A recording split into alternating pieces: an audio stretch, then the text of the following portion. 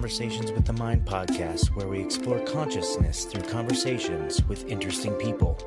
Our mission is to engage the collective mind piece by piece to bring greater clarity of mind to our listeners locally and across the planet, and to contribute to broaden the shared experiential knowledge and wisdom of existence.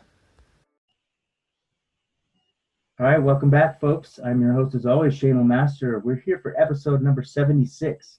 Very special guest. Sorry, I'm tripping over my words already. Dylan Rivard, how are you, sir? I'm good. Happy to be here. I think this is going to be a lot of fun. Nice. And you're in Boulder, right? Yeah. I work out of Boulder. Technically, I live outside of Boulder, kind of between Boulder and Golden, up Coal Creek Canyon. Okay, so south of Boulder. Nice. Mm-hmm. Nice. Yeah, we got a nice little spot up in the foothills. It's a great spot to be. Oh, yeah, great. You guys bought a house up there? Yeah, we're on just over 3 acres of land. It's really lovely. Hang out with a lot of deer and wild turkeys. That sounds amazing. Mm-hmm. Sounds like what I've always dreamed as a retirement type setup. Mm-hmm. Yeah, when we first moved in, there was a little bit of that disbelief of surely this is an Airbnb. We're gonna get kicked out in 3 weeks and go back to our real home. Sure. And close enough to Boulder too. I love Boulder. I went to CU for my undergrad, and I lived there for a total of 5 years, all over, the city. Sure. And, I just loved how close and tight knit it was, but also a stone's throw from the mountains, and it had a good it had a good party scene when I went there. I think we were #1 party school in America at the time. But yeah, close to the mountains, close to snowboarding, close to everything. And I would always hear this flack that I would get from my hometown, because I'm from Loveland. Oh, yeah. Originally. So my brother went to CSU, and now I go to CSU. So it's just kind of funny, but yeah. Colorado rivalries. Exactly. They don't give me flack and say, well, you're stuck in the Boulder bubble, or with all the yuppies or whatever. But I still love it. If I could live anywhere in Colorado, it would be Boulder. So I'm envious. Anyway, let me get to the first question that I ask everybody, and that is, so the podcast is called Conversations with the Mind. And I just want to know, how does that phrase land with you? And when you hear that, Conversations with the Mind, what comes up for you in your experience? Yeah, conversations with the mind. It's interesting. It honestly makes me think of second thoughts in a way, being able to have thoughts about your thoughts. Ooh, metacognitions. Nice. Yeah. I was exposed to Buddhist meditation and the idea of the observer pretty early, towards the end of middle school, beginning of high school. And I remember doing that a lot, walking between classes in high school. I was kind of an angry kid. I had a lot of pent up worries and fears and doubts, and that would sometimes manifest as really violent thoughts towards other people. But I had this idea of metacognition. I had already been exposed to this idea of watching my mind, and there was that kind of reframing that would happen. I'd have these internal outbursts and be whoa, okay, they're just people, and teenagers by all accounts are young and dumb. So a kind of self-soothing, or kind of being able to watch myself, what I think of. That's amazing. Two things that I wanted to ask you about with your experience there is, number one, being an angry kid, right? I was totally the angry kid. We're probably angry at people for different reasons, but I can just remember this immense desire to, to speak frankly, to watch the world burn. Sure. And a lot of my stuff was rooted in my childhood home and things like that, and bullying and things like that at school. But so one part is this angry kid, right? And I'd love to hear more about that, because I'm sure a lot of people go through that, right? And a lot of people don't find their way out of that. Yeah. Second piece, finding this observer effect, which is kind of the way I would say I found my way out of that angry Shane, or that angry personality. But I didn't find it until college, taking Buddhism classes.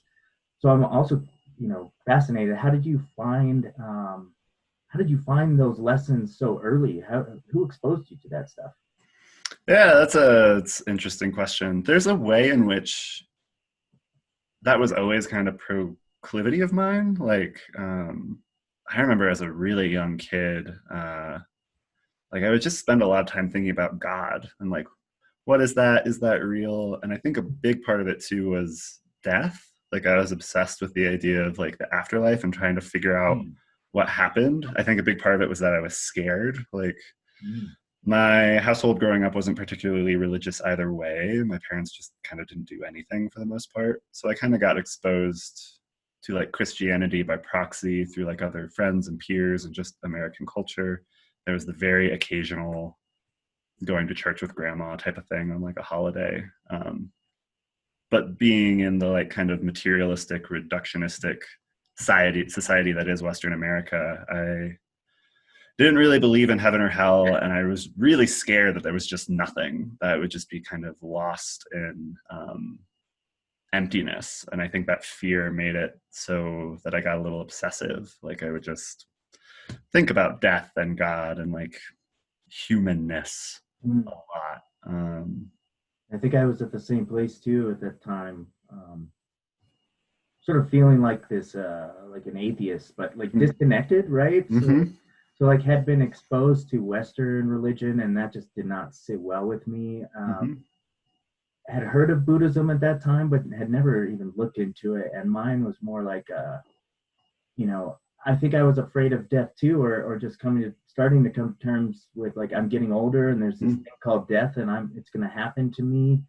But so scared that I wanted to like have some control over that, and so I would like have these self-destructive behaviors. Like as long as I can control, control the violence in me or control my outward expression of violence, and I've been a martial artist my whole life, and that path has been insane to journey through. It used to be about violence and sticking up for yourself, being bullied, and now it's this whole new spiritual path. Yeah, that's fascinating. Sorry to interrupt, but no worries. I'm just drawing so many parallels here between our stories. Yeah.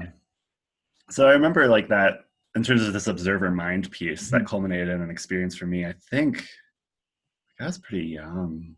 I want to say like 10-ish. And I was on a vacation with my family at the beach. And I was kind of just like playing by myself. I was just futzing around in the sand, making a sandcastle or something. But I remember I was thinking about, I was like, what is this like human experience? There's this way in which I kind of feel like I'm this like presence that kind of like sits behind my eyes. And like, how does that happen? I'm like kind of chewing on that territory. And I have this moment of like realizing, oh, like other people must have that same experience to some degree, like kind of this like observing, sitting behind their eyes. And I still had trouble putting into words what happened, but there was like some sort of shift where like I like stepped out of myself, or like kind of stepped into this experience of like silence. Like I was actually able to somehow experience the world for just a moment. It was like 2 seconds beyond the like cognitive thought processes I have around about it. And being so young and having never heard at that point, I hadn't heard anything about like spiritual awakening or even the like, kind of sacred silence a lot of different traditions purport. It really startled me. Like I was really scared. I was a kid who was kind of good hanging out by himself a lot of the time. And whatever happened there, the kind of noise of my thoughts going off and being able to like catch a glimpse of myself bigger than that, really kind of shook me. And my first reaction was like, okay, I need to go just like sit by my parents, like find my sister. Like I just like need to be ground. Yeah. Like near people because I have no idea what that was. And then it was shortly after that I was like, introduced through my family to both like kind of pagan practices of Wicca, and then in high school more Buddhism, and I think those started to lay a lot of groundwork in terms of meditation and stuff. But I really look at that moment as that like kind of establishing that second thought experiment or experience, like really being able to like see my own mind or like make commentary about what my mind is doing. Right. It's like an unfolding of a deeper layer. Mm-hmm. Like that's what I've been finding too in my own experience through consciousness. This go around is like, I mean, you reach different stages in your life, right? And different people reach it at different speeds, and everything is a different stage. But every stage is a further unfolding of like this onion of consciousness.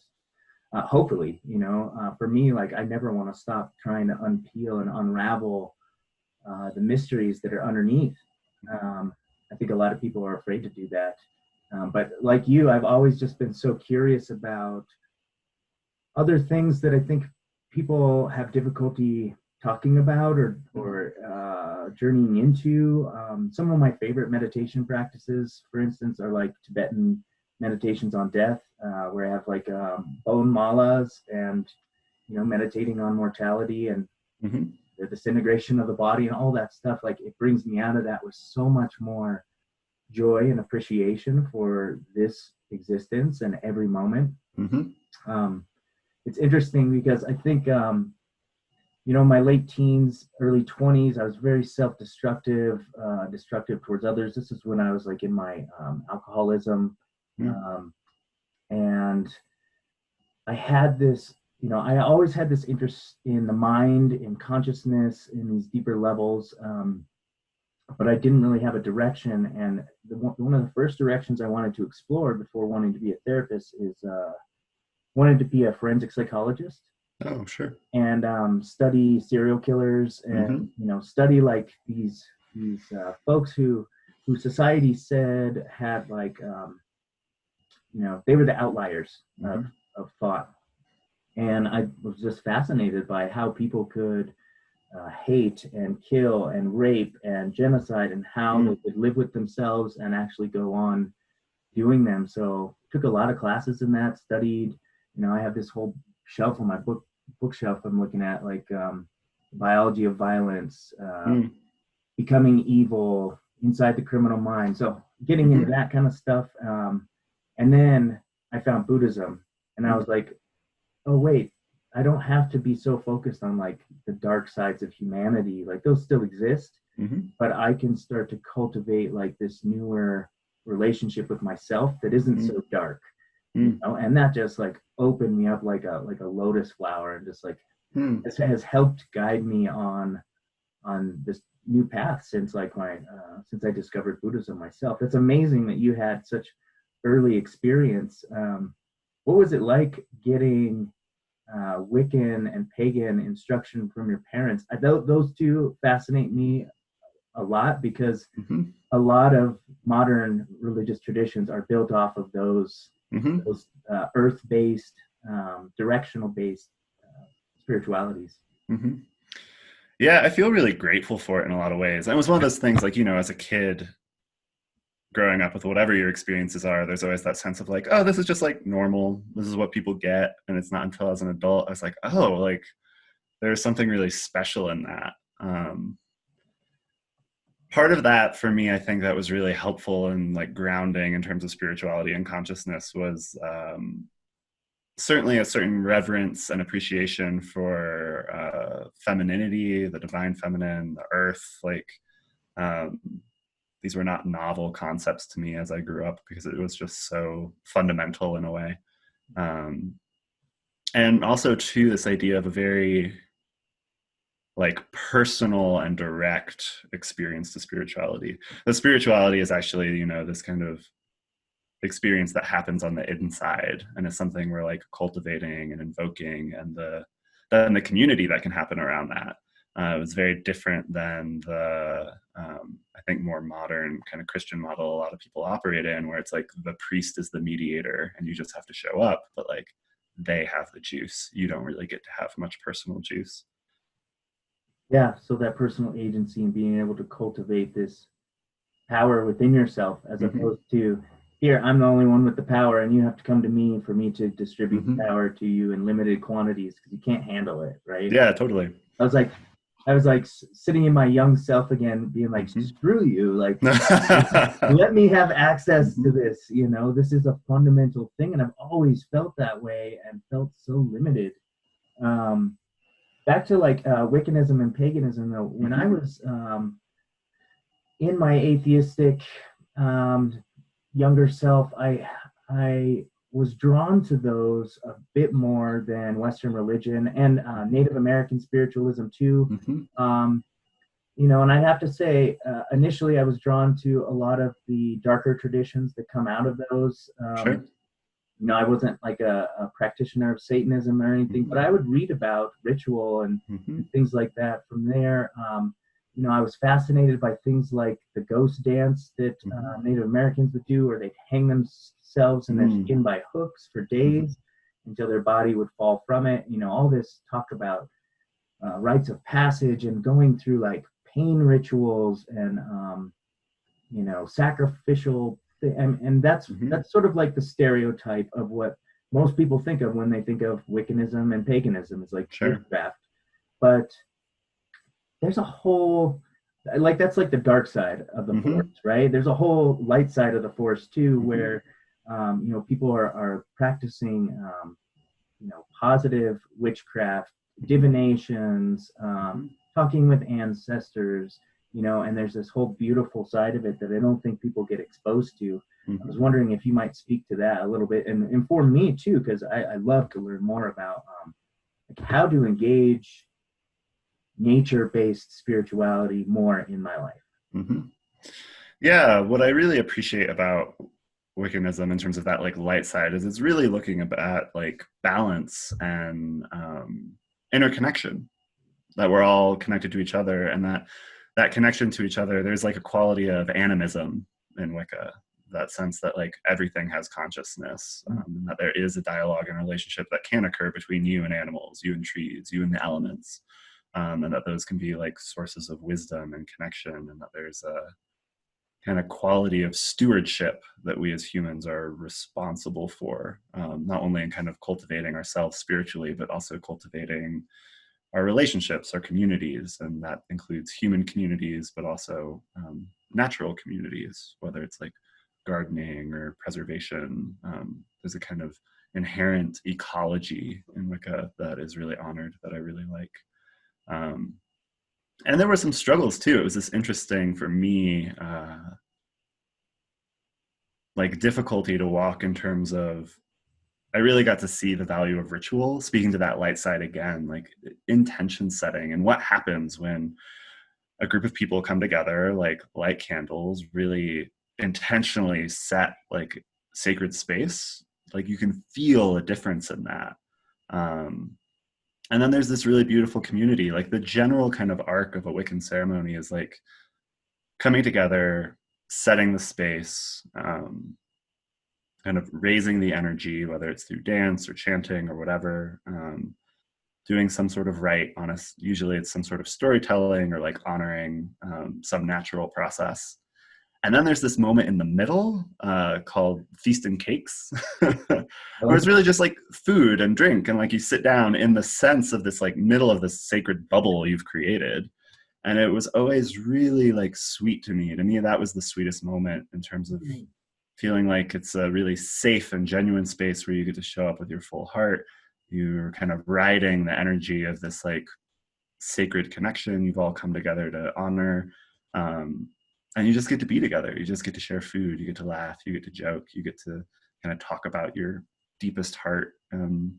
Then at that, there's, you know, some closing, some kind of ending the space, shutting it all down.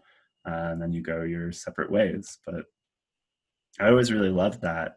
But while I'm being raised with this, there's also that, again, that kind of reductionist material Western mindset, like speaking to these ideas of animism, gods, goddesses, spirits, interacting with them. And on one hand, really like longing for that. But as a kid, really being like, is this real? Like, I don't think this actually maybe exists. And that's like kind of heartbreaking, but I'm going to like give it my all to like try and find some proof here. But I don't know if I'm ever going to find that proof. Like I really wrestled with that in a big way for a long time. And to the point that I was even depressing at moments. And I wouldn't say I really like found the thing that like gave me confirmation or really helped me solidify some of that was when I actually got first exposed to psychedelics. That was going to be my next question, is like, when did you know for sure, that those things, I mean, because even in my, I had experienced psychedelics before I was exposed to Buddhism. And so when I started reading about these concepts, I was like, holy shit, like I've already experienced these things in my own consciousness through these medicines. Nice. And now I'm just like seeing them in word form, like they're describing the things that I could not describe with my own words. And now I was just like, I was sold right there. I was like, you guys have already mapped this whole terrain that I'm just exploring haphazardly. And yeah, that's fascinating. So what was that one experience for you that sort of confirmed it? Yeah, so the first time I did psychedelics, the first time I ate mushrooms, which was way back in college, but then even in psychedelic experiences since or after that, it was, in that first experience, it was actually seeing the rocks. For what they were, right? Yeah, like I was walking past this stone wall and they had more than just like faces, like, right? Like in one hand I could like see faces in the stones, but there was like a genuine sense of beingness in the rocks. Like I really got to see and experience them as like entities, like their own persons in a way, with a history and an intelligence and like a participation, a level of participation that had always been like, I'd always kind of heard about or like had been talked about. But at the end of the day, I had always kind of come back to this, again, very Western view of like, well, they're all just things. They're all just kind of inert. Like matter doesn't really matter. And that's been something that's been consistent across the board of my psychedelic experiences. My mind goes to a number of moments with trees, like walking through a forest and really seeing the beingness of trees and having this sense of like, almost like walking through a crowd of people, like being seen by them, me seeing them, and like being invited into this possibility of like interaction and communication. It's like, oh, wow, like, okay. Like this is what people's talking about. And there's like a real, that's what I so value about the psychedelic experience, in which so many people talk about, is like those insights have a level of durability. Like there's some sense of like, oh, you're like really seeing something. It doesn't just seem like a delusion or hallucination. It's actually more of a feeling like you got to peek behind the curtain of your more ordinary mind. And it feels more real than any other thing you considered real before. It's just like this, it's like you've experienced your whole life one way, and then in a glimpse you experience it differently, but that little glimpse feels more real than the whole rest of your life before. Yeah, I've had that experience too. So it sounds like the setting of your first ever psychedelic experience was in the mountains, in the woods. No, it was actually just I was in college. It was in the town we were in, Bloomington, Indiana. It's beautiful. Like it has a lot of trees. But otherwise it was just kind of like walking around neighborhoods at night, kind of coming and going from a house. The university there has been there since sometime in the 1800s, I want to say. So there's like a lot of kind of old structures in and around the town as well. So that was part of what I was seeing, was like we were walking past this stone wall right as I was actually coming into the experience. And it was like, it blew my mind. I was like, wow, like the stones are like speaking to me. I can see their personness. And that was kind of how the whole night started. It's one of my favorite experiences to have in those altered states, is the being seen by nature, right? Yeah. Because I mean, in my everyday waking life, and I want to engage this more in my everyday life too, but usually, I take the dogs for walks and I go outside on runs and things, and I love the beauty of trees, but I always just feel like I'm seeing them, but then on psychedelics, you feel like you said, like this presence. And in the West, right alongside what you said about Wiccanism and paganism, but there's this theory called polypsychism. I don't know if you've heard of that, where they say that that everything has its own form of consciousness. In polypsychism, the rock has its own consciousness, but we have to consider it like a different form, right? Not just the form. So most of us are stuck in this human-centric application of consciousness. But then when you're on a psychedelic and your mind is more open to, oh, the tree has a consciousness or the rock has a consciousness, then you start to, again, go to a deeper level even than that and start to feel their consciousness watching you, or the tree will seem to wave at you or move in your direction, or I'll sit with a house plant and really connect with it, and it'll feel like the leaves are moving to face me or something like that, right? Or I'll talk to them. And I love this feeling of just being seen by nature. Like, it's just like this, my whole life I've wanted to just felt acknowledged by others, right? In some form. I think a lot of us do. And so to feel this from nature is just kind of like, oh, I'm always valued. I'm always acknowledged. I'm always a part of the system, even if I'm the only person in the middle of this campground, right? And since then, I've gone up to the mountains so many times. That's another thing I love about living here in Colorado is we can go up to the mountains and spend days. You live in the mountains, but really to connect with the power and the strength of the mountain, right? The mountain is not this static thing. It's like this always moving, ever-changing, growing, monolithic beast, right? So powerful to move the earth. And to be able to connect to that living, flowing, karmic energy of the mountain is like, it's a whole nother experience.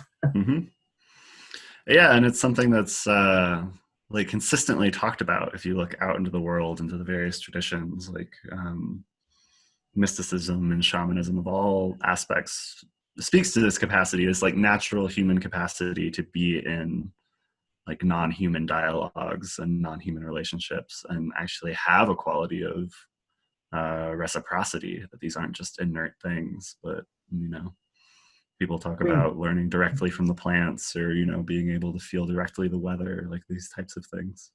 How do we increase those? They seem like lost superpowers that we all used to have, but like we've been conditioned out of it because of our culture. How do we re-engage with that? What are some like simple practices that myself and the listeners could start to do today? I love that question. Yeah. So my mind goes to a couple places with that. The first place is in my own like kind of readings and research, looking at various shamanic traditions and mystic traditions. The thing that comes up a lot is silence.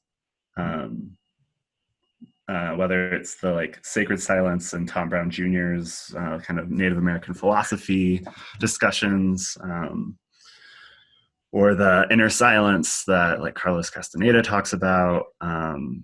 We even have this idea in mindfulness meditation or from Buddhism that it's like somehow supposed to be about silence, which isn't always the case. But there is this idea that like, especially I think in our current culture and just the amount of stimulation we're always having, like we're always talking to ourselves, we're always evaluating things, we're always kind of processing or decompressing some event that just happened or something we want to do, or like our minds are noisy. Conversation with the mind, right? All the time. Yeah, exactly. And there's some evidence to suggest, or there are certainly plenty of people out there on mystic paths talking about this idea that like that the mind is where we experience these communications. Like that's kind of the space from which you get to receive wisdom or information in kind of other ways. And if it's cluttered with your thoughts the whole time, you're just going to miss it. There's like too much static, too much noise. So certainly finding ways to like settle the mind down, I think can really open you to that experience in a lot of different ways. And there's something about that just in like timing too. I think generally speaking, we're a very impatient culture. And the idea is we should be able to like receive knowledge or information from other experiences or sources just like right away, like as quickly as a human conversation. Hey, how's it going? You should just talk to me as quickly and rapidly back. I know Bill Plotkin, he has his soulcraft work, which looks a lot at like earth traditions and establishing wisdom. That's the basis for a lot of wilderness therapy work.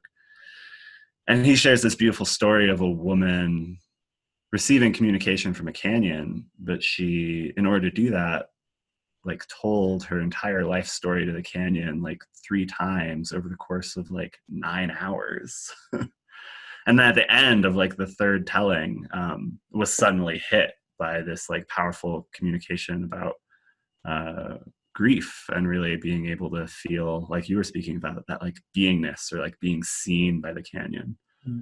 Um, so there's a quality of like quieting the mind, slowing down, and really stepping into this territory of being, which our culture in general doesn't really reinforce, and in some ways is even intolerable of.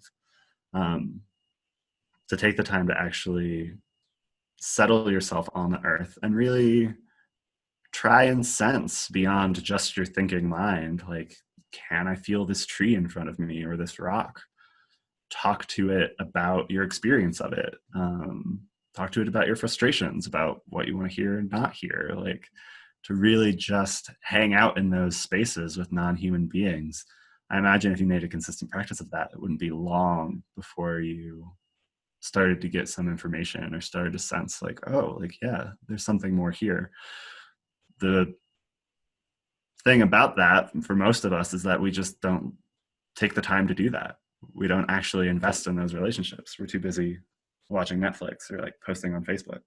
Yeah, we don't have the patience to cultivate a dialogue. I mean, it takes time. Just like if you're speaking to another culture of people, you know, with it takes time to understand how the tree communicates to you, and you know, it takes time for the tree probably already knows. You know, they're so much more wise than we are.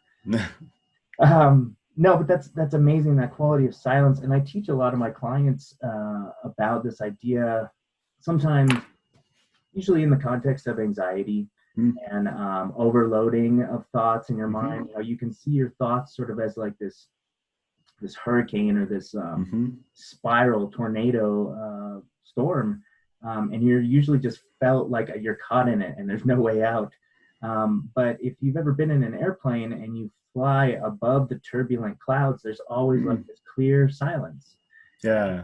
That silence is always there. It's ever present, and it's always available to you to tap into if you want to. You know, you just have to rise above the level of thought, right, to see it. And yeah, I love this idea that, you know, this silence is so it's like the most essential component to receiving that download, like you said.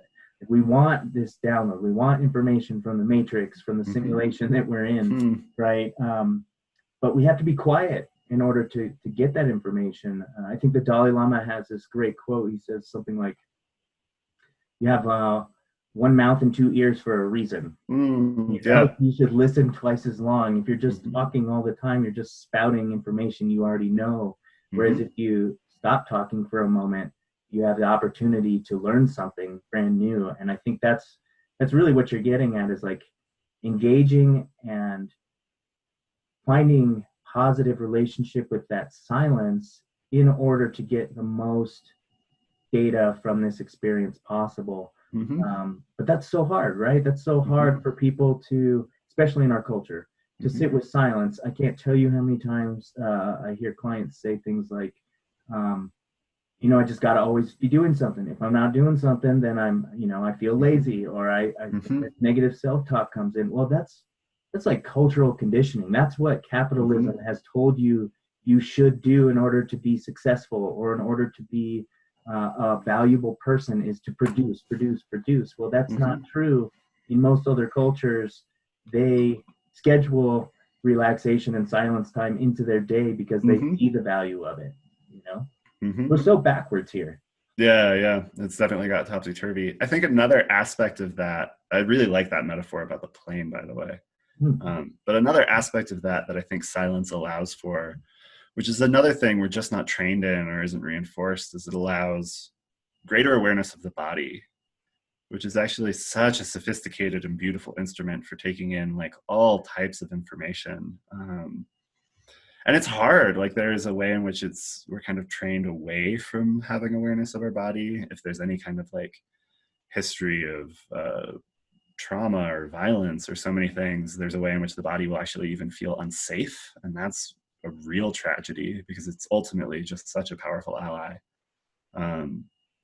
And it's a huge avenue through which we can receive these kind of like communications or experiences that are larger than words. It's another thing I value about psychedelics is it does really put me in tune with like the full experience of my body. And I think we've all had to some degree like that sense of like when you're doing something that's just right, whether it's like you're on vacation or you met someone who you suddenly know you're just going to be really great friends, or you found a meeting you really enjoy or a job you're really excited about. There's that like sensation of like putting that last piece into the puzzle. It's just really satisfying and just feels good. That's a body sensation. And it's absolutely super valuable, like intuition and guidance and a way in which we're processing the world that most of the time we're not even aware of. But if you can tune into that channel, like so much good information there. Yeah, the way you described it, honestly, that's the way I felt when I met you, you know, up in the mountains, and just drawn to you, fascinated. You seem like such an interesting person. I just wanted to sit down and talk with you for hours, you know. Thanks. I love hearing that. I'm glad we get to do it. Yeah, and hope we get to do it again soon. But yeah, you know, the way you described it, and it makes so much sense. You know, I've studied The Body Keeps Score and a lot of those concepts about trauma and how you know the body literally holds on to trauma at a cellular or even smaller level than that. You have to reprogram a lot of things, and in this culture, yeah, a lot of the therapies that I have been taught or been told are best practice are like repressive or suppressive type therapies where people are told like, oh, when that anxiety or that trauma comes up, like either turn the volume down on it or distract yourself from it or talk yourself out of it, right, or ignore it. You're just crazy. Yeah, right, ignore it or medicate, right, and numb it. But when you do that, it sort of turns off other channels in the body unintentionally, and then because you're turning down one, all the others are turned down, and it makes it more difficult to experience joy and happiness and other things like that. I think that's a fallacy in our mental health system, probably. You know, I'm looking a lot more into all sorts of more evocative therapies that actually encourage people to lean into some of those scary body sensations that don't feel comfortable. But if you lean into them, you can form new relationship and new story about it, so that it doesn't have that sort of power over you in your everyday life. I think that's a benefit of psychedelic work too. Yeah, it does. It taps into that like somatic place so beautifully and really does allow that processing. And again, that goes back to that silence thing. Like so much of this is happening on a non-verbal level. Like it's a level of our experience that doesn't have words. And often that's a big focus of more of those somatic therapies, is like, how do we start to build that bridge between you being able to actually articulate this experience? Because it doesn't come naturally and is quite challenging often. And yet it's so much of how we're actually like living and orienting to our lives is responding to these like very base impulses and feelings that often don't even go noticed. Like there's plenty of evidence to suggest that any kind of story we're making up about our lives, prefrontal cortex, is literally just a story after the fact. Like all the decisions and kind of action mechanisms were decided like by the body before the fact.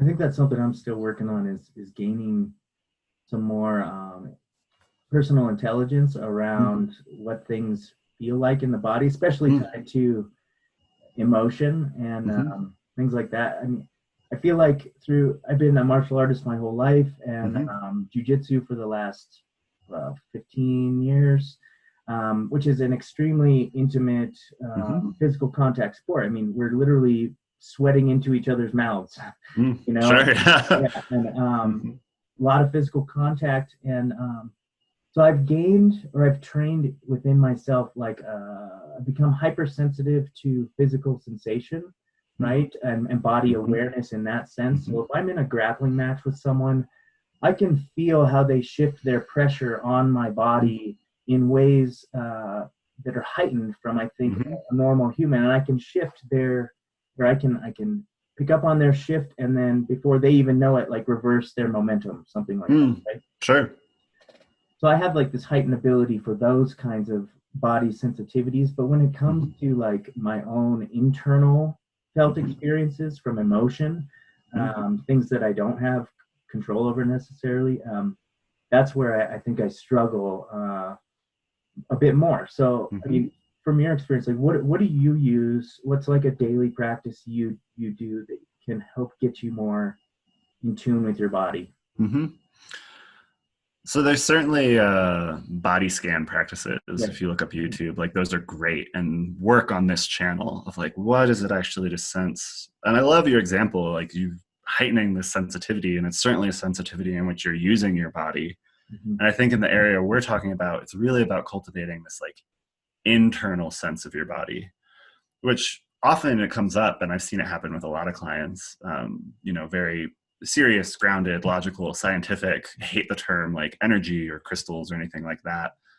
But there is, if like you actually sense into the core of your body, like into your chest, up and down your spine, in and around your organs, often the only best way you can describe it is like an energy. There's like this quality of like movement, or almost like water or wind. There's kind of like a swirling or a churning, or sometimes just stillness, just an empty stillness.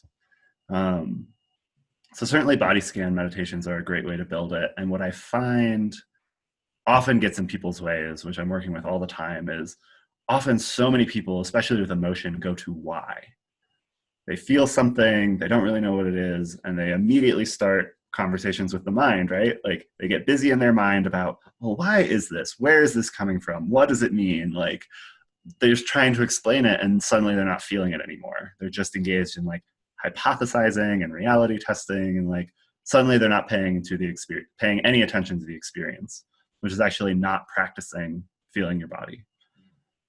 So what I really try and reinforce with people is, rather than ask why, is like hold this question of how. Like, how are you feeling it? How does the thing happen? And find as many ways as possible to try and give like texture to it, describe it as a texture or a color or an image. Maybe there's a sense of words that come through with it.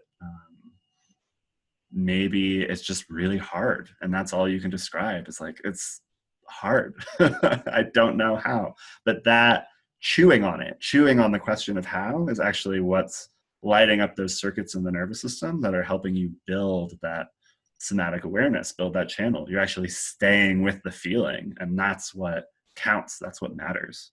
Right. And I think as you develop that skill, not only do you feel positive emotions more intensely, right? And they feel even better. But oftentimes when people start engaging in these body scan practices, they'll start to feel their negative emotions at more intensity as well, right? And oftentimes people will think like, oh, it's not working, or it's not working for me. And I'll just remind them like, no, it's not that you're having more negative thoughts or more negative feelings. It's just that you're paying more attention to it. And when you pay more attention to it, you see it more vividly. So the experience of it can be, more intense. So what would you say for someone who wants to work on this, right? And they, we've given them the informed consent, right? You're going to experience positive and negative things at greater intensity, but stick with it. What would be something you could say, like, how can someone stick with sitting with a negative or a painful sensation without running from it? How would you suggest? One of my favorite practices I introduce to people is actually a process of pendulation, which comes from the word like pendulum. If you imagine a pendulum swinging back and forth, which is actually just a way of like running away with it with intention. So it's choosing a focus outside of yourself, something that's steady and reliable and something you enjoy. It could be an image you really like looking at. It could be a texture you love feeling.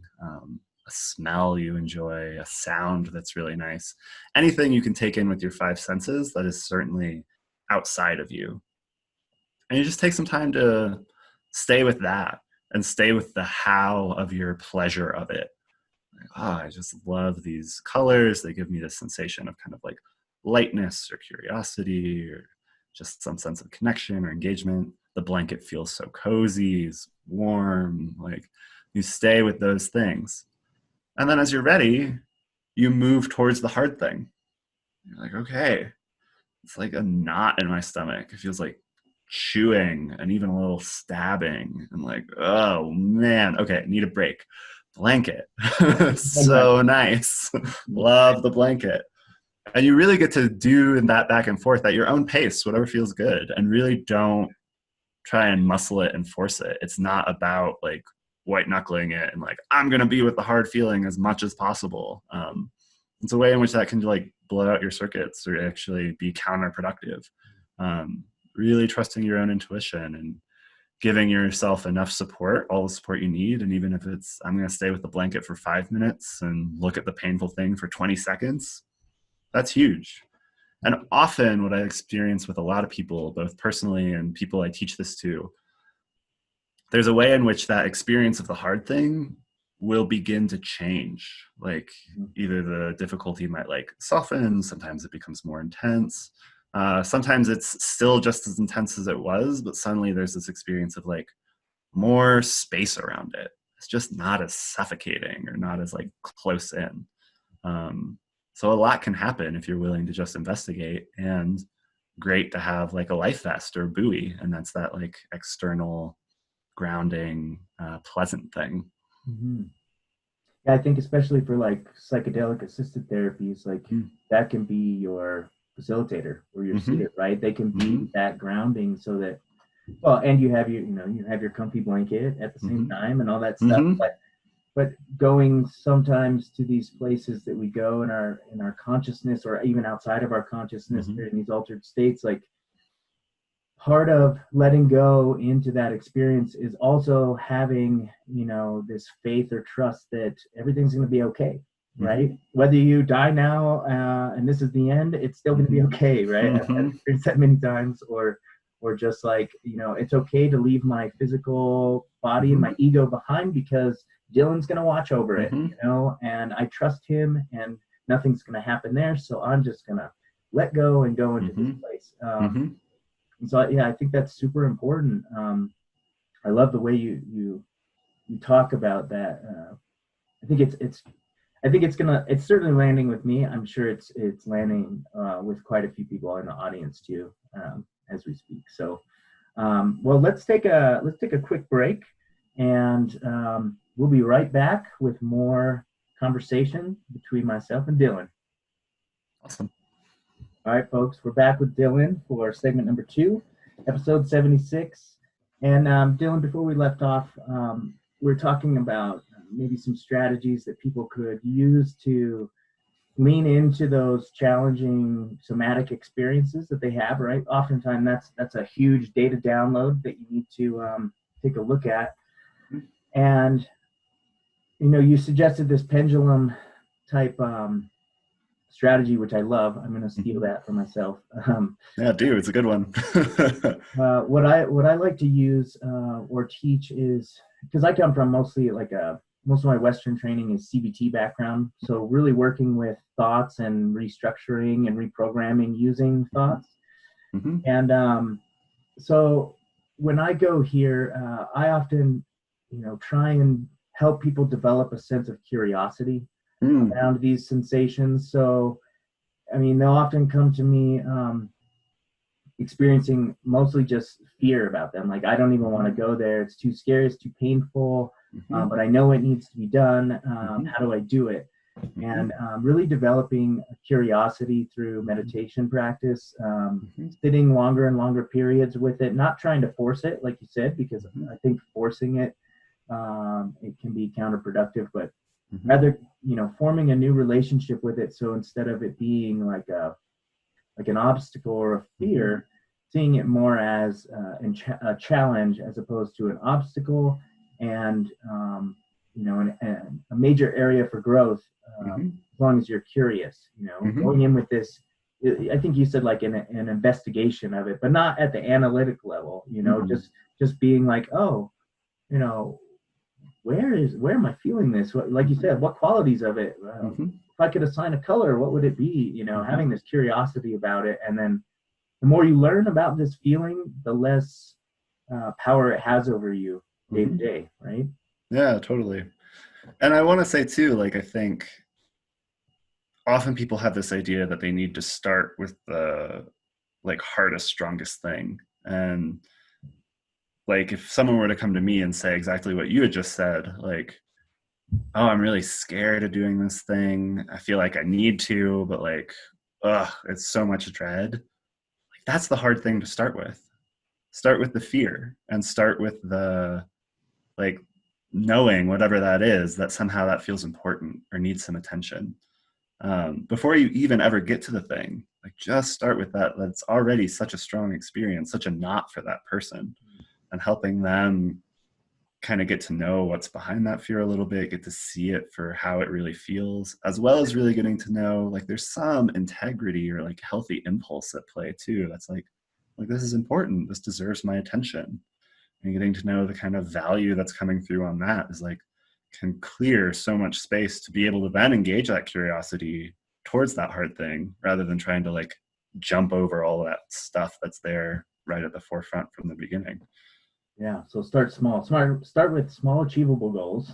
Yeah. And build towards that big castle with the dragon breathing fire. Right.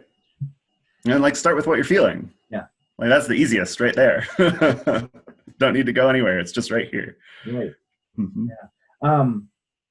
So the reason why I asked that is because I think for me anyway, like most of my negative internal body sensation and the scariest places for me to go are around what you think, what you called before the divine feminine. But for me, that term is relatively new for me within the last 5 years or so. But just femininity in general, like most of my traumas and things like that are tied to females who have imposed it on me in the past. And this has also been like an area of my life with relationships in the past before I was married to the woman of my dreams. It was challenging for me to engage this, not growing up with a dad, all this confusion around like, what is it to be a man? And like, who are my teachers? And so the feminine side of myself was largely just, I think, like compartmentalized and swept under the rug, because society told me like, well, you got to be a man, stop crying, don't share emotion. And I think there's a lot of men out there feeling that same thing, and that's probably a lot of the roots of toxic masculinity and things like that, is the conditioning that we get that goes awry. But now, in my mid 30s, actually in just the last like year or two, I've been really trying to work on finding that balance, like you said, that's so important in a lot of these earth-based traditions, like finding this balance between the masculine and the feminine that are in all of us. So for me, like my whole life, I've been propping up the masculine, making the feminine hide in her corner while the masculine takes charge, and he gets the job done. He's very pragmatic and planning and gets the job done, but has also been the cause of like a lot of personal suffering as well as suffering imposed on others. And now I'm realizing like I have to, even though the feminine for me is like super scary, because that's where my traumas are from, I know that that's where my salvation lies almost, like I have to learn to engage that, understand it more, and bring back into balance the feminine with the masculine. And that, I don't know, this happened in like a psychedelic vision where these two balances came in into balance with each other, and then everything just felt 100 times more vibrant or more beautiful. So I wanted to develop that. But you said you've been working on divine feminine from an understanding of that since you were young. Mm-hmm. Can you tell me like more about like how you got exposed to that, how you cultivated that yourself, Mm-hmm. how you dealt with it amidst like this hyper masculine culture? Mm-hmm. With struggle. Yeah.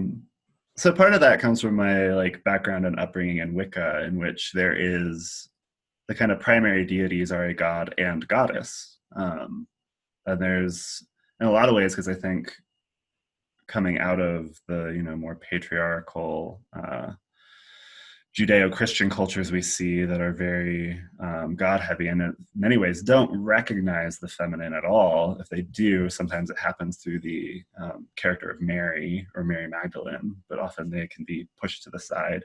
There was, in some ways, a much greater emphasis in Wicca on the goddess and really kind of letting her have her place, her fullness, her luminosity, and that what I really love, and I've really like taken this to heart in terms of mysticism in general and just talking about spiritual concepts, is like all goddesses are the goddess, like just different faces of the same being, entity, power, different aspects.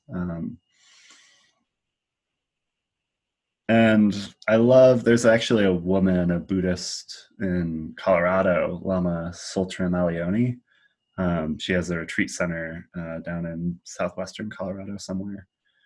And she has written some great books about this.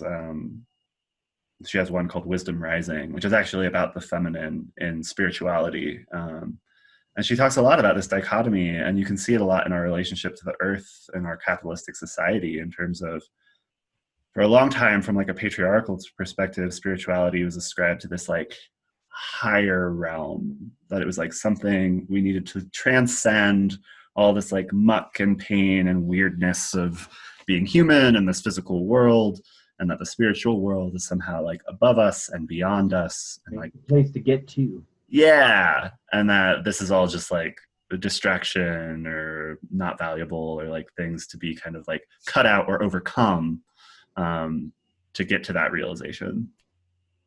And from the perspective of the feminine, from perspective of a very like earth honoring tradition, this is it. Like the earth, the trees, all of this physical substance, our bodies, like matter is spiritual, inherently spiritual, and like full of all the things, the lessons we need to realize, all the connections that need to be made. Like there's nowhere else to go. It's actually about moving closer and closer to what's here, rather than like conquering it or getting away from it or like achieving some other place. I'm curious, I don't want you to get into anything you don't want to get into, but I wonder what you mean by like what parts of the divine feminine scare you, or like how that gets intense for you. Yeah. Yeah, I think so. I think it's just the unfamiliarity. A lot of it is still wrapped up in that cultural conditioning that says like if I embrace my own innate femininity, or I outwardly express something that could be taken as feminine, then I'm going to be seen as less of a man in society. Like it's still all wrapped up in like this ego construct of how others see me, and I see that. I see that that thing, but again, it's deep conditioning. So I think the parts that scare me the most just about the power of the feminine, really. I mean, I think I'm afraid that it's way more powerful than I think it is. And because I've seen the destructive power that can come from feminine or females in my own life. My mom was my major abuser, my major source of trauma. She's, unfortunately, it's what I've modeled a lot of relationships after, like a lot of us do, and so I see some of the ways that it has impacted me negatively, and those have been the darkest places for me. So again, like going back to like how it makes me feel to even bring up images of the past interactions with other feminine energy, like it has been scary. It's made me cower, And so I guess I'm a little afraid that if I engage that or I start to explore that, then I will be consumed by it, if that makes any sense. Mm. Yeah, I think it is a powerhouse, which is part of why I think it's been like rejected or subjugated or denied, right? Like you're not going to try and you're not going to try and restrain anything that like doesn't have power or isn't a threat. It reminds me too, given what we were talking about earlier about silence, which I do think has a powerful role to play in spirituality and a lot to offer. But I recently read this post. I shared it on my Facebook page. I can't remember her name, but this woman wrote this really beautiful piece about feminine spirituality and how there is this like masculine paradigm on like silence, which is in a way there's like this like conquering of the mind, right? Like our mind is naturally busy, a lot is happening, and it's about like coming into stillness, which is kind of a repression in a way, has its utility. And she was really talking about this element of spirituality, which can go overlooked, which is, you know, perhaps just as powerful, if not more, about the qualities of like creation, of singing, of prayer, of expressing, which is inherently very feminine, like that most feminine thing being giving birth and creating life, like creation. Yeah. And to create, I think it gets connected a lot to grief and our emotions. Vulnerability is expression of our hurt, our sadness, our genuine like deepest hearts. It's actually like singing that out to the people around us, to the universe around us, and letting it be known, which is, I think, inherently very feminine. Yeah, I agree. I see it all around me too, and I know that I unconsciously engage parts of my feminine side, but I'm just so like I said before, like what I tell my clients, I don't preach anything that I don't practice myself. This is an area that I am scared to go into, but it's something that I'm curious about. And so I've started seeing this Jungian therapist, PhD here in Fort Collins, and he's introduced me to the concept of Atman, which I was not familiar with before, the last couple months. And so this idea of Atman, this female character within all of our psyches, or to my limited understanding, but we're constantly talking about her and what she is and what she has to teach me, and getting her some access to my inner child and all these things. Do you know much about Atman, or could you explain any of it to the audience if you've heard of it? Yeah, I think what you're pointing to, and correct me if I'm wrong, but like I've heard of it in terms of Jungian therapy, like the anima and animus. Yeah. Atman is what he called it. Yeah. Okay. Yeah, I know Atman as like the Hindu soul, which maybe there's a whole feminine aspect there I'm just not aware of too. Like, but yeah, from the little bit I know about Jung's perspective, it was this idea that, we all have feminine and masculine inside of us. And one is obviously more embodied to some degree, having a male body, being male presenting, being given all the benefits and challenges that comes with in terms of operating that way in society. And that Jung really pointed to that our inner kind of opposite gender self, the anima for men, that like inner female is a source of wisdom, and the same for women, like their inner animus, so their inner maleness would be their source of wisdom. And that he even described over time, if someone's really like integrating their internal like psychological content, really becoming the fullness of their full human being, that like by their old age, they should almost hit this place of androgyny, because they would kind of fully embody both sides of their masculinity and femininity. That kind of inner wisdom, inner female, is a source of great, power and contemplation, and will bring you beyond like kind of the rigid limits set on your own male identity. Like there's so much else outside of that for you. It's kind of like a little side note. That might be what like extraterrestrial or aliens we could conceptualize them as like these gray aliens with big heads, right? But they're androgynous. They don't have any genitalia. They sort of transcended that dichotomy and incorporated both. Totally. That can be interesting. But I'm curious about your like what has been your journey around, because you've been doing this for most of your life since you were young. How have you approached that feminine side? How have you engaged it, incorporated it? How have you overcome the limitations sort of set by culture around you to do that? Yeah, in some ways I just want to be clear that like I feel like I have a long way to go on that road. I don't think it's necessarily like, oh, check, I'm done. Like I think this is particularly like highlighted for me as a gay man. There's a way in which I think being feminine or acting femininely like kind of comes naturally to me. Like there's a way that kind of feels like home. And there's a way in which that was really like judged, persecuted, like getting bullied as a kid for, being girly, running like a girl, that kind of thing. There was a way in which that kind of like process of internalized homophobia, really trying to shut that down so I couldn't be outed or seen, like that happened for a long time. That I think happens for a lot of men. Like as their femininity comes to the surface, it's like, oh, you're not being a man, like shut it down. You got to be strong. You got to be unemotional. You got to not appear weak. For some reason, the feminine is always equated with weakness, though research consistently points out that women generally have higher pain tolerances than men. Like they are able to put up with so much more than men, but somehow they're the fair sex. That's that whole Adam and Eve story, right? Like, yeah, totally. Women were created from man, therefore they're less than, and oh, it's so ridiculous. And I realize all these things now, and these are the concepts that are like pushing my my journey forward and like trying to explore these parts of myself.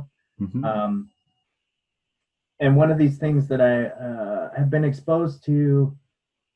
Well, this is going to fracture into a bunch of different conversations to get into, but one of these feminine energies that I'm trying to engage is the moon energy, right?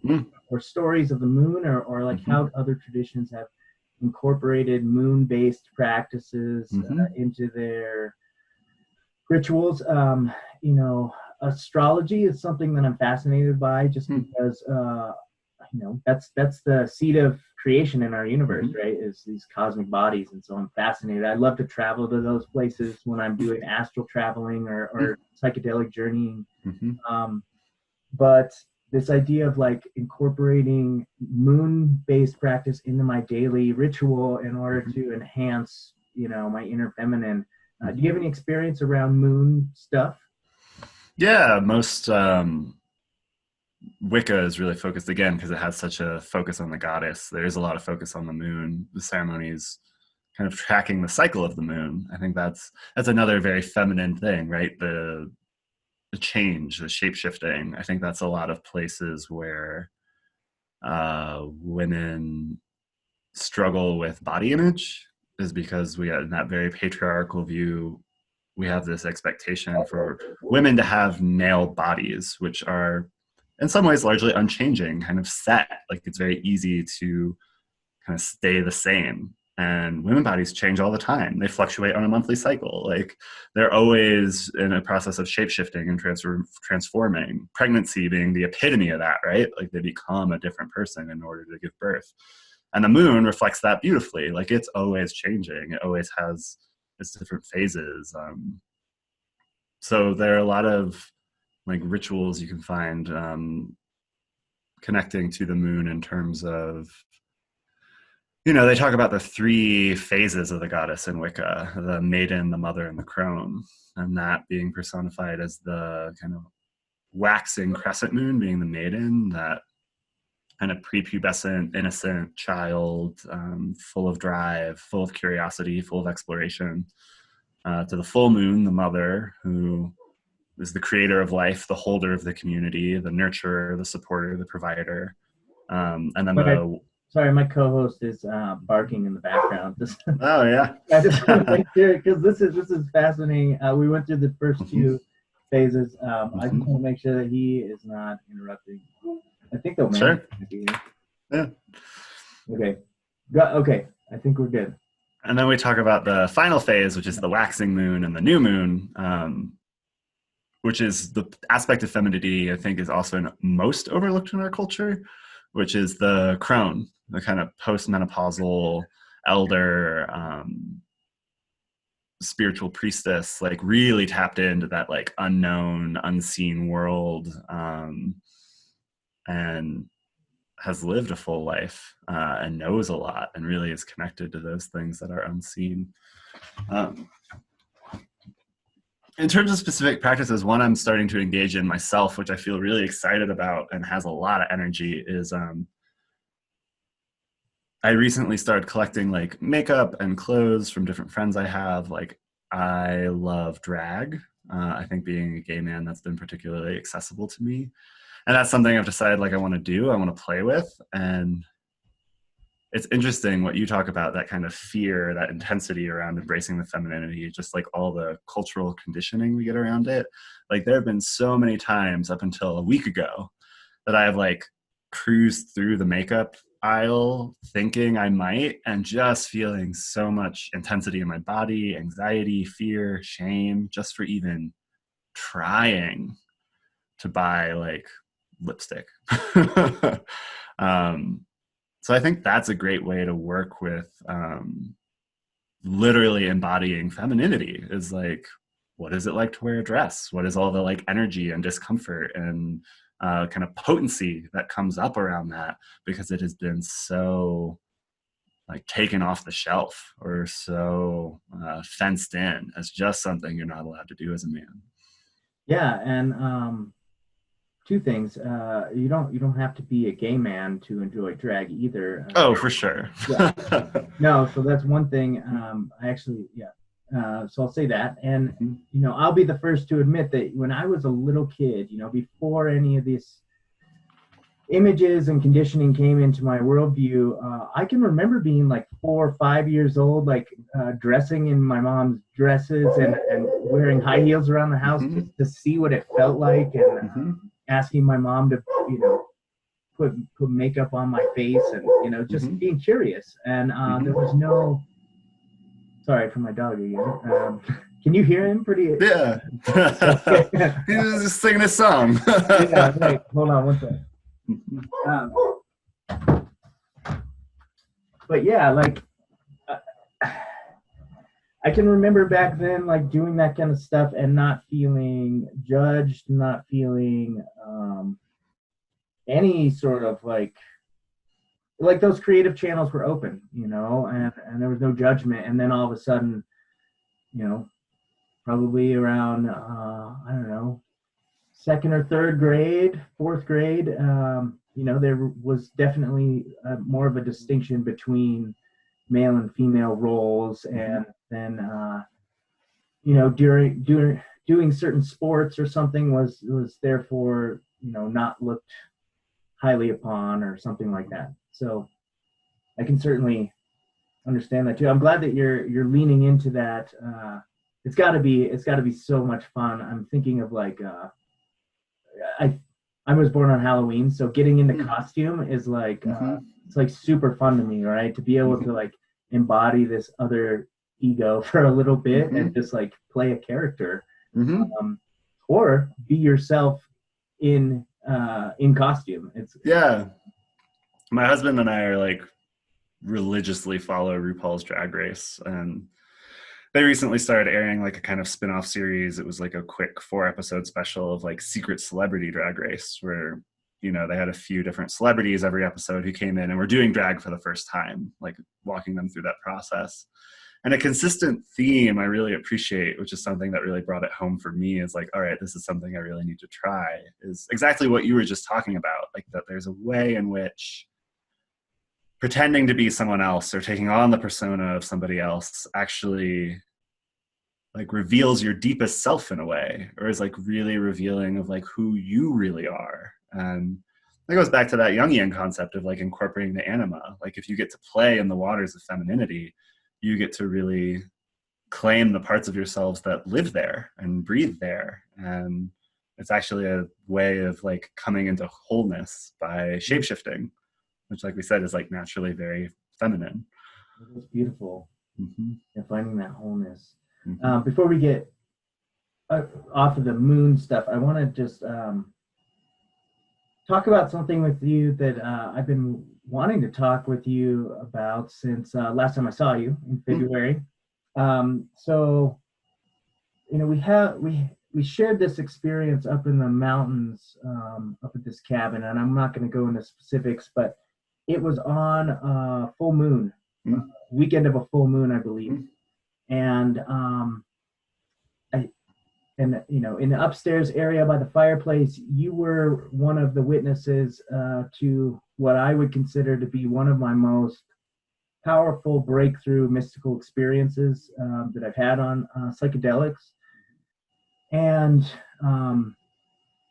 you know, this is what my dissertation is going to be on. So the preconditions, just the preconditions of mystical state experience. And so I've been steeped in this sort of mysticism literature, and after that experience, not only integrating the experience itself for what it was, but also trying to pick apart, like, you know, what were some of the preconditions that were present, and the full moon was present. So I certainly think that had an effect. And from what I've gathered, on the full moon or around that time is a time for like energies to be released or old things to be let go of, but really powerful energetic time. And yeah, I'm just really kind of curious from your perspective, because, you know, I know what that mystical experience was like for me being in it on the inside, or, you know, whatever. But what was that like for you, if you remember it? What was it like for you to witness what was going on for me? And maybe what are some of your observations? Because I wasn't watching myself do it. I was going, I was in a different place. Sure, yeah. And in that sense, like for me, I don't think there was a whole lot of impact per se. Like you were clearly in a different place, and that was not a place like any of us were. You know, we did some things to just attend to like basic safety, and that seemed to be pretty established and clear pretty quickly. So then at that point, it was like, cool. Like if anything, I felt a level of like excitement or trust in you, and like something as powerful is happening, and like you kind of have it, you got it. Like I think that's been a lot of my training in general therapeutically, is that there's this sense of getting out of the way, like helping the person themselves, whatever they're struggling with, helping them get out of the way of their own experience so that they can actually tap deeply into their own experience. And then once they're there, my job as a therapist is to stay out of the way. Like it can be really easy or tempting to like jump in or try and do stuff, and then you're actually like kind of disrupting the natural organicity of someone's like healing or own spiritual unfolding. So at that point, it's really about like, okay, you're there, great, just stay. I'm just gonna like hold the boundaries as you stay, and hopefully stay out of the way as much as I can, because sometimes it's really tempting to just want to talk. Yeah. Yeah, I think, you know, when I started out as a therapist, I was under the misperception that we were helping, or no, we were healing people ourselves. That we were healers in that sense. And my concept of that has totally changed in the 15 years of practice that I've had, where I don't, you know, I still view myself as a healer, but certainly not, I'm not healing anybody. I'm helping others discover their own inner healing capabilities, and then helping support them in their own healing process, right? So I love how you described that too, because that was probably one of the most important aspects of that particular psychedelic experience, was this aspect of feeling safe, and feeling like I was in a place with the right people at the right time. Nothing was going to happen to me I'll be completely taken care of. I felt completely held, in that space. And it was that allowed me to, in the midst of it, I felt held.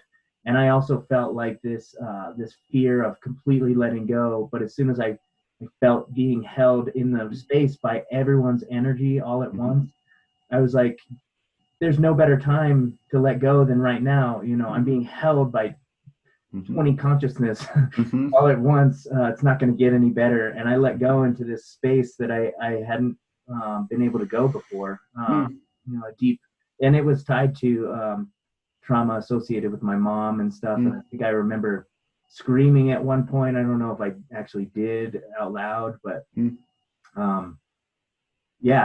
going into that place was really scary. But with the support, the energetic support, I felt my wife's energy, and she was like hundreds of miles away, and it was awesome. No, that's great. I'm glad you got to have that. Like, I think that's the beauty of this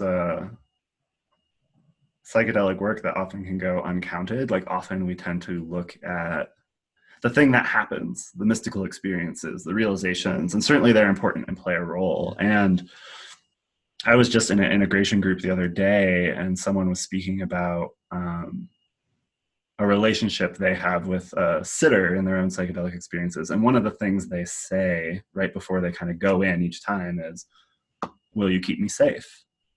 And I was just like so touched by that request, the like sweetness of it, the simplicity of it, the profoundness of it. Like, and that's, I think, what's so powerful about these medicines in general is like, for people who have a lot of trauma or this, a history of PTSD, that they may not even know or remember what it feels like to be safe, like to help people tap into that experience and to be able to rest in that place, even for 5 minutes, is like, that's profound. That's the mystical experience, like feeling safe.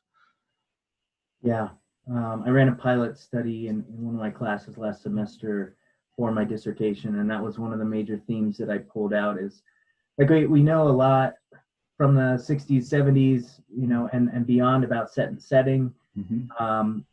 But in the literature, that's kind of like as far as it goes. And then there's like some off the cuff suggestions on how to make set and setting better. But no one's really like tapped into and looked at like what are actual things that can be present in the setting that can help facilitate better experiences. I think that suggestion that you had about, it's like a verbal contract, right? You have with your sitter, like, will you take care of me? Instead of just assuming that that's part of it. Like, people probably still feel like, I don't know, will they? But by verbalizing it, by saying, like, maybe even with a handshake or like a hug, like, yes, I'll take care of you. That can be enough, that verbal confirmation, to seal that deal, to seal that contract, so that when you're on the verge of that waterfall about to go off into infinity, you can be like, oh yeah, I got this contract in place, signed and dated, we're good to go. And then you jump. That's incredible. Yeah. And I just don't think it can be like overestimated enough, the impacts of that, even on very deep, subtle levels, just like knowing someone's got you. I mean, at the end of the day, isn't that just what we all want? Right. Yeah. Well, feeling safe, just talking about that, a lot of my conditioning is around survival and feeling like I need to be in survival mode all the time. And I'm sure that tension that I hold has my whole life has taken years off of my life, probably, unfortunately. And it's probably been the cause of a lot of my major injuries in sport and things like that. And, that's, like I said, part of this, for me anyway, in the last 2 years, trying to work on balancing this feminine energy, exploring it, and also not feeling like I have to be in survival mode all the time, kind of lowering my intensity level, lowering my,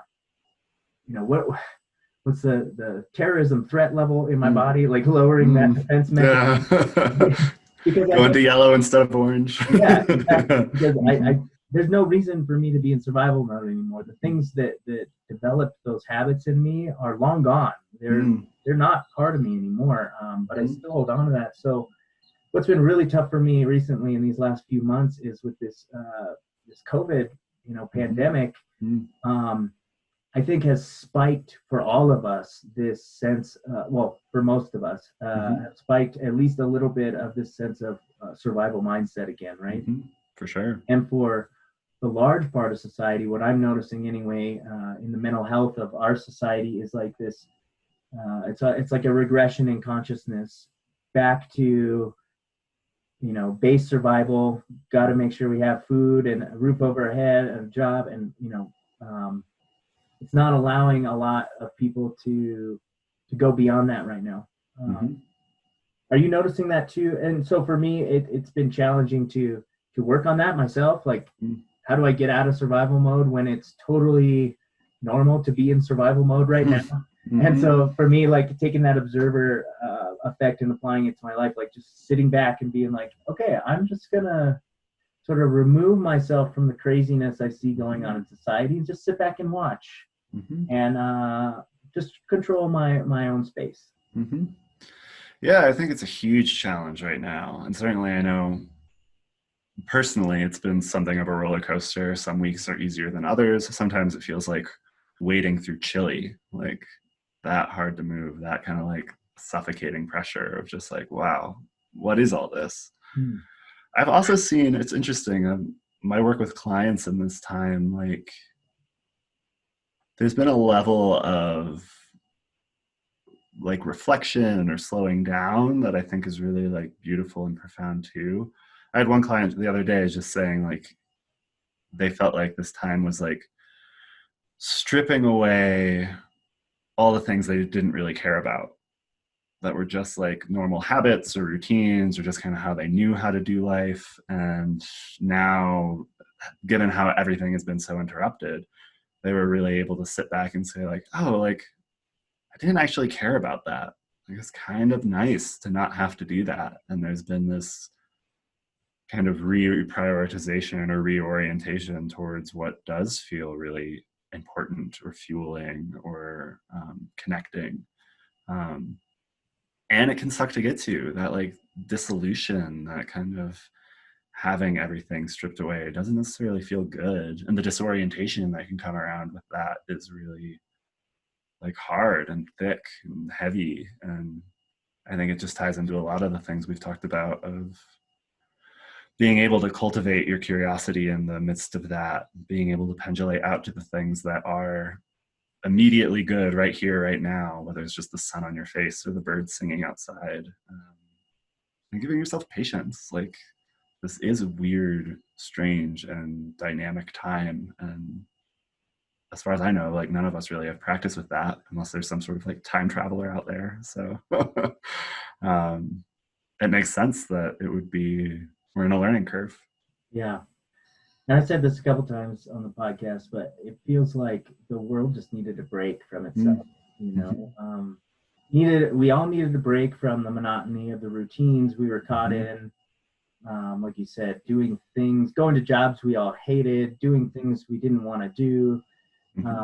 And it's given us an opportunity to sort of like return to our root, return home, return to the things that are important, family, connection, things like that. Gardening at home has been wonderful, right?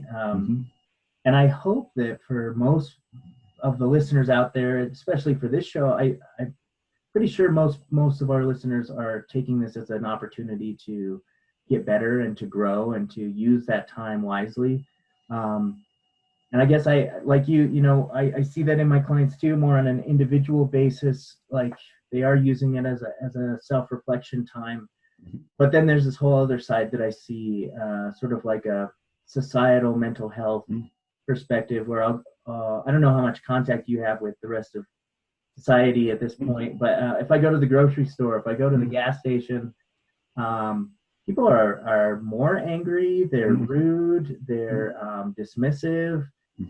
Maybe it's just how I'm reading their eyes behind this mask and I can't really see if they're smiling at me or not, but Yeah, it seems like society's mental health is declining in general. What do you think? I mean, we're getting reports from child welfare that things like violence in the home, domestic violence, child abuse has gone up. Reporting has gone down because that mostly happens in schools. Yeah. I'm seeing reports from NADAC about addiction rates going up right now, depression going up, adjustment disorders.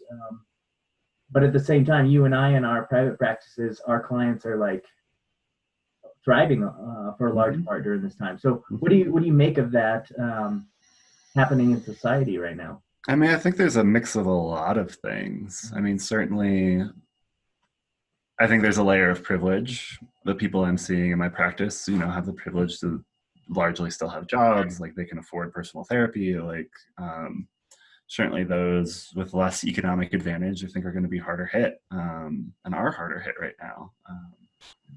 There's also a way in which stress amps up the system. It tends to make us go to regressive patterns, more addiction, more violence, lashing out, these types of things.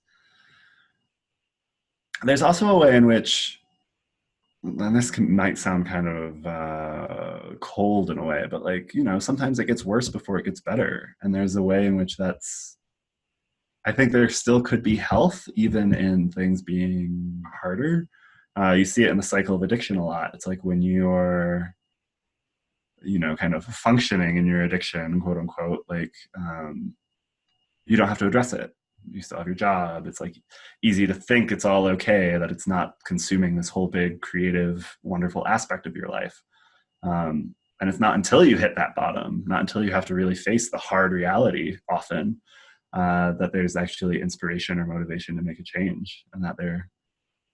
And maybe I'm kind of the eternal optimist. I'm always trying to find ways to make things seem okay. So maybe that's part of what's at play here. My wife hates it when I do that. She comes to me with a problem, and I'm like, well, there is this thing, and other opportunities are open. She's like, shut up, just be there with me in my pain. Yeah.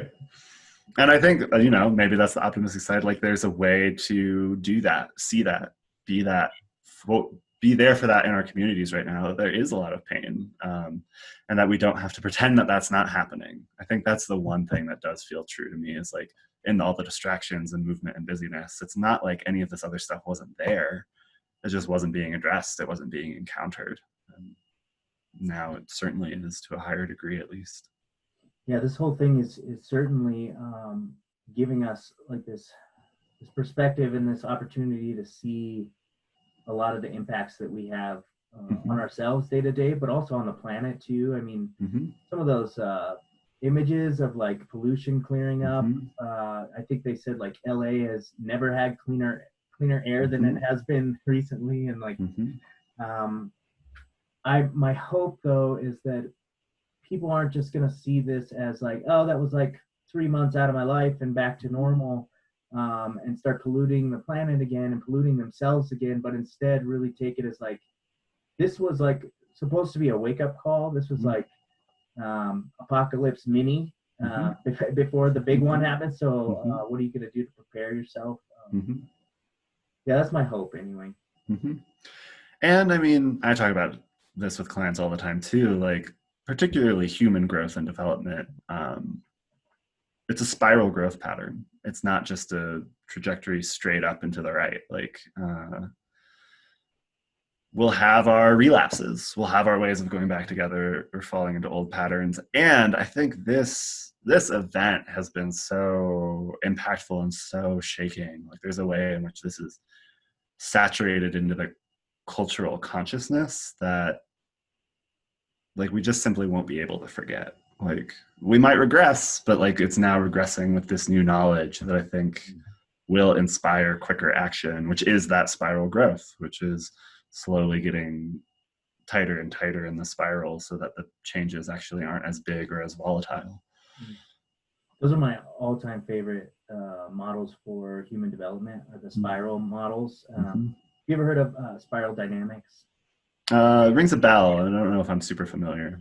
So it's it's a theory built off of Maslow's hierarchy, where Maslow's hierarchy stops, it actually stops before self-actualization, but on near his deathbed, Maslow was like, oh yeah, there is this piece about self-actualization too, like above and beyond. But spiral dynamics has gone even further than that, and mapped out the transpersonal level, and even the possibility of levels beyond that, and cosmic consciousness and stuff like that. And I love the spiral analogy and the way that the model's set up, because you're right. A natural part of life is regression, right? It's like one step back, two steps forward. But even when clients come to me and they're like, I relapsed, I have to start all over, I'm back where I was years ago, they say, no, you're not. Like, you're a different person than you were 2 years ago in this same situation. Like, you have all this knowledge and all these skill sets that you've developed in the interim, right? Like, this is a totally different regression. You're still at a higher level than you were 2 years ago. So even though it seems like you've come back around to the beginning, you have come back around to a similar circumstance, but you're actually higher up the spiral than you think. Yeah, totally.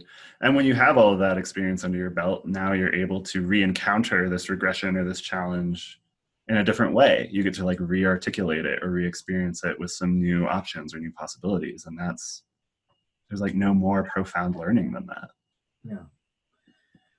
Yeah, it's just a process of learning and relearning and reintegrating, right? I tell people, like, you should integrate much more than just your psychedelic experiences. You should integrate every experience that you possibly can, because daily experiences have so much meaning in them. Just yeah. And that goes back to the, kind of the conversation about femininity and the more feminine qualities. Like, that's a very feminine holding in terms of accepting all of it. Like, the whole is complete and all worthwhile. It's perfect. The whole is perfect. Yeah. So I know we were just kind of digging into some of the yuckiness, but also some of the beauty that has happened because of this pandemic. But I'd really love to end on a positive note today, and I want to talk to you about what it's like being a father. Right? Are you a father? I'm not. No. Okay, so I don't know. Great. Yeah, me neither. So, I see these pictures of you with this on your Facebook with these youngsters. Yeah, I have nieces cool. and nephews who I appreciate a lot. Yeah, I'm an uncle myself, and so I guess I won't ask you about parenting, but I'll ask you about what has it been like for you coming from this what I like to call psychedelic informed place, right? Coming from that place, what has it been like for you to be an uncle and to be in interaction and nonverbal dialogue with this other entity that you are connected with? Pretty amazing, right? Yeah. I really appreciate, and who knows what the reality is actually like to this or not, but there's been comparisons drawn to like brain scans of people on LSD and brain scans of infants, and the level of activity certainly is very similar or like resemble each other. And where I feel like we've learned through a process of development, we've kind of learned the noise, like we've created a world based on our like assessments and judgments, and often this interpretation that matter is inert and there's like nothing of value there, and then psychedelics kind of part that veil and let us see this like deep and intimate sense of reality and connection and the beingness of all things.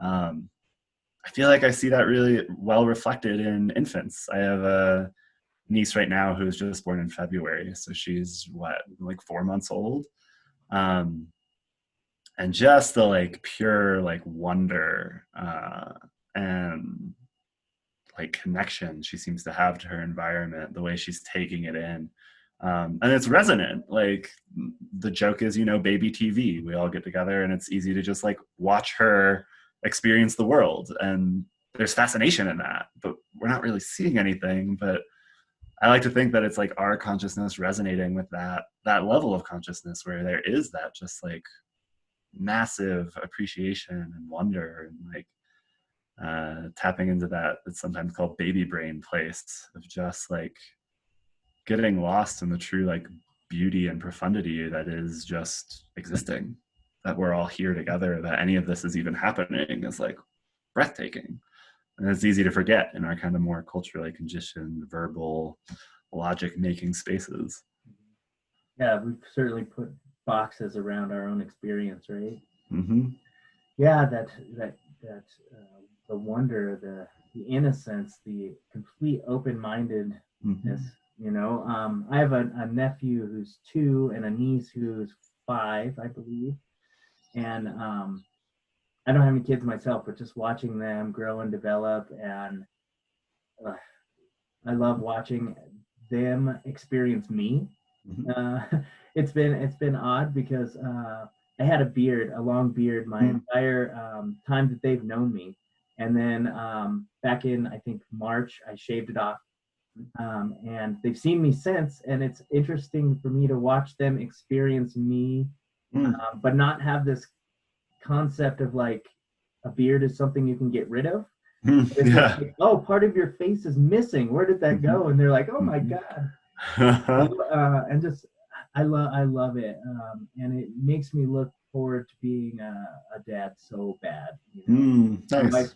My wife and I are going to start having kids next year around this time, and we're really looking forward to that experience, man. That's going to be the biggest trip of my life for sure.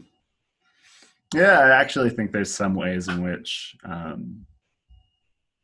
there's like a core piece of human development that happens in parenting in terms of psychological, emotional development. Like I have a very dear friend who has 2 kids. We've known each other since middle school. And I remember talking to her about, she was still a relatively new parent back then when I met up with her again at my wedding. I was like, tell me about being a mom. Like, what is that like? And she said this thing that I found so funny. She was like, it was really hard until I like gave up any sense of self, and then it was easy. And I think there is this way that being a parent really challenges your own ego. All the things you've identified with suddenly are getting directly challenged, and if not being asked to kind of be thrown out the window. Like there's a new articulation and flexibility of self that's really called for in the task of parenting, that I think is actually really vital to like human growth and development.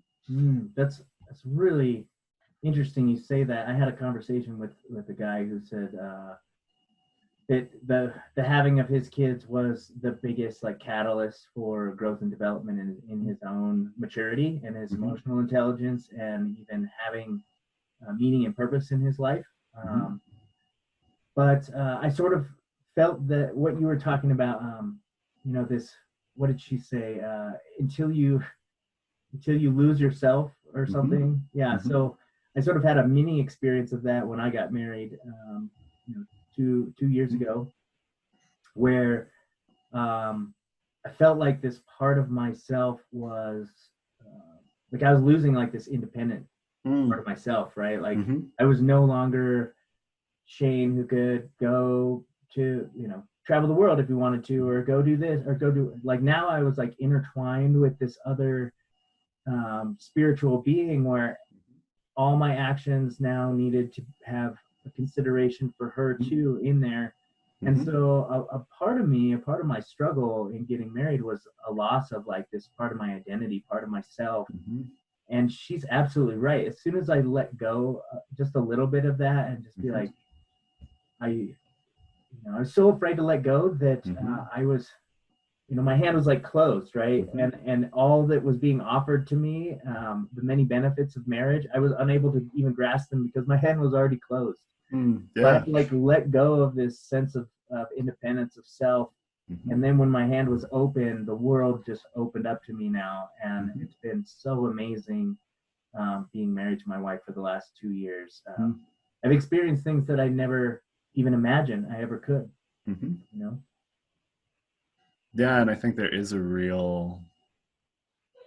that is another great catalyst, and I think beautiful thing that can happen in romantic relationship and romantic partnership is just the quality of seeing and being seen by another person, and like all of your stuff, all of it, like, and to still have love and connection in that is like so potent. It can be really challenging and really beautiful and really wonderful. Like it's all the things. Love is all the things, isn't it? Mm-hmm. Yeah, I love Very that. true, man. Mm-hmm. I think that's probably a good note to end it on for today. But I want to say thank you so much for coming on and having this conversation. It's been great to just sit down and talk with you and get to know you better and get to know a little bit about your history and how your consciousness developed into what it is today. You know, this amazing thing that's still just, it's more fascinating to me now after this thing than before. I have more questions than I started with, so that's always a good thing. Nice. Yeah, I love that. And thank you for having me. Like, this has been super fun. I really appreciate, having the time to get to know a little bit more about you in this way. And like in this time of social distance and Corona, like just so good to get to be able to connect with people. I can't put enough value on that. Yeah.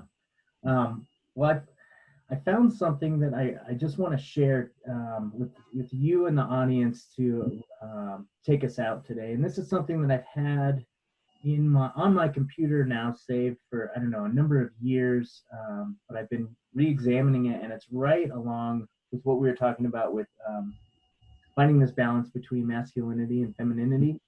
So this is sort of a poem, or it's more of a list, but it's sort of a poem called "The New Masculine." I'll just read it here. It'll just take me a couple minutes, okay? So, the new masculine. He cleans up after himself. He cleans up the planet. He is a role model for young men.